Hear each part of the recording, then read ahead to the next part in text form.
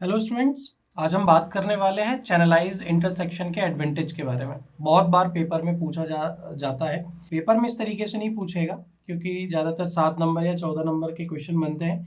वहाँ पे आपसे बोला जाएगा इंटरसेक्शन क्या है, क्या होता है, उसके टाइप्स क्या हैं। टाइप्स के अंदर आपको चैनलाइज्ड, अनचैनलाइज्ड एंड उसके डायग्राम वगैरह बनाने होंगे। और बहुत बार उसी के साथ साथ वो बोलता नहीं है कि एडवांटेजेस बताओ, बट क्योंकि नंबर जो होता है वो ज़्यादा होता है इसलिए हमें लिखना पड़ता है। तो हम एडवांटेजेस को भी एक एक करके डिस्कस कर लेते हैं। तो अगर मैं चैनलाइज्ड इंटरसेक्शन की बात करूं कि हम इसको प्रोवाइड कराते हैं तो क्या इसके एडवांटेज हैं।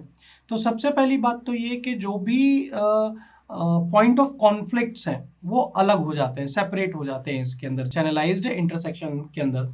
क्यों? क्योंकि ऑब्वियसली हमारा आईलाइंस है, प्रॉपर मार्किंग्स वगैरह है, तो उसके हेल्प से क्या हो जाता है, हमारा जो पॉइंट ऑफ कॉन्फ्लिक्ट है वो हमारा सेपरेट हो जाता है।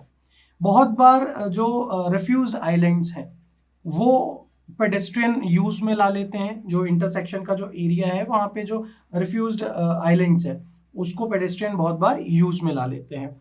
अच्छा, इस चैनलाइज्ड इंटरसेक्शन के अंदर क्या होता है कि जो स्पीड है वो भी कंट्रोल हो जाती है। आपने देखा होगा, आप सभी मेरे ख्याल से गाड़ी चलाते हैं, रोड यूज करते हैं, तो आपको भी ये पता होगा कि जंक्शन में, जॉइंट्स में, उस कॉन्फ्लिक्ट वाले पॉइंट में आप स्पीड अपनी थोड़ी सी कंट्रोल करके चलते हैं।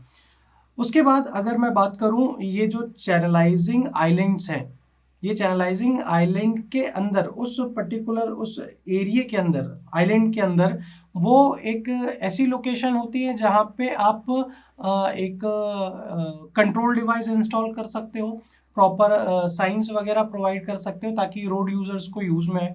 मतलब वो आइलैंड वाला एरिया ही आपके लिए साइन में भी यूज आ जाएगा, साइन वगैरह आपको दिखाना होगा, शो करना होगा, या फिर कोई भी कंट्रोल डिवाइस लगाना होगा, तो वो आइलैंड के अंदर आप ये यूज कर सकते हो।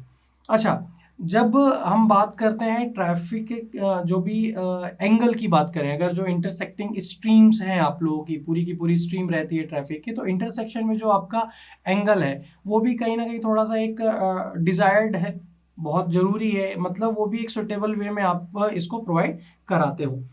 उसके बाद अगर मैं बात करूं कि कम से कम डिसरप्शन की अगर मैं बात करूं, कम से कम उसके कॉज की अगर मैं बात करूं, तो जो भी मर्जिंग स्ट्रीम्स का जो एंगल होता है वो यहाँ पे क्या हो जाता है, थोड़ा सा फ्लैट हो जाता है।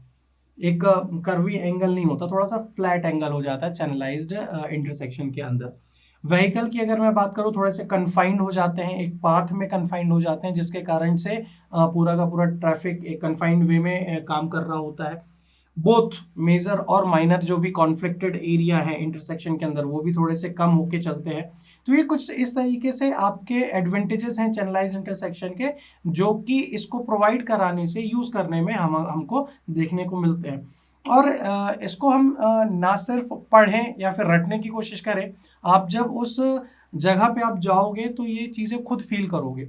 और जब आप खुद फील करोगे तो ये आपको बहुत ही ईजी हो जाएगा समझने के लिए, समझाने के लिए। ये कुछ ऐसे टॉपिक्स हैं ट्रैफिक इंजीनियरिंग के अंदर जिसको किसी भी टीचर की जरूरत नहीं है आपको समझने के लिए। आप खुद भी रोड को यूज करके आप इन सारी चीजों को समझ सकते हो। खैर, आई होप आपको ये इंटरसेक्शन समझ में आया होगा। नेक्स्ट लेक्चर में मिलते हैं। Thank you very much.